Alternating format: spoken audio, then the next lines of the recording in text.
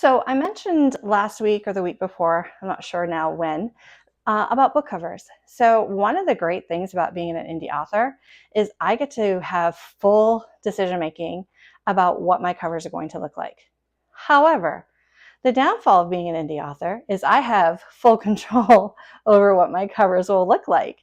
And it's not an easy process. They tell you that it should look like the others on the market. You want readers to look at your covers and know exactly what they're getting.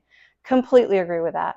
However, back in 2020, as a brand new spanking author, I had really no idea what I was doing.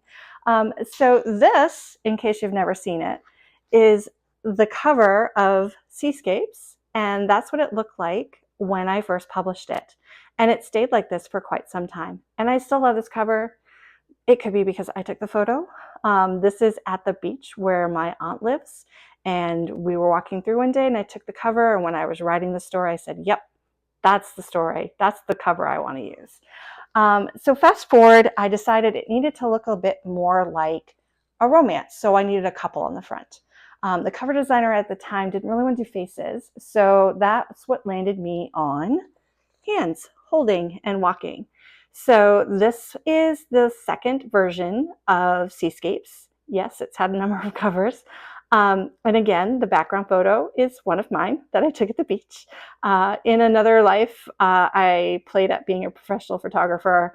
It didn't last long, and I still love taking pictures, and I do it just for fun. So this was the version 2.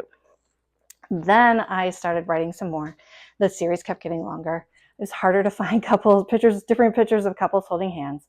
And so it was then that I realized I really needed to change the covers to be more on point with the genre so that when people looked at it, they would know. But the problem is there's a lot of different ways that romance covers can look. However, I landed on an object. So the second version, and this is the one that is out now, third version, not second, third version. This is what we came up with, or my cover designer, I should say, came up with. My cover designer that I have now is fabulous. She really put up with a lot from me, and we even have the back with the red sea glass. I sometimes want things to be just right, just perfect, and I have to remember that sometimes it doesn't have to be perfect. It just has to be as good as possible.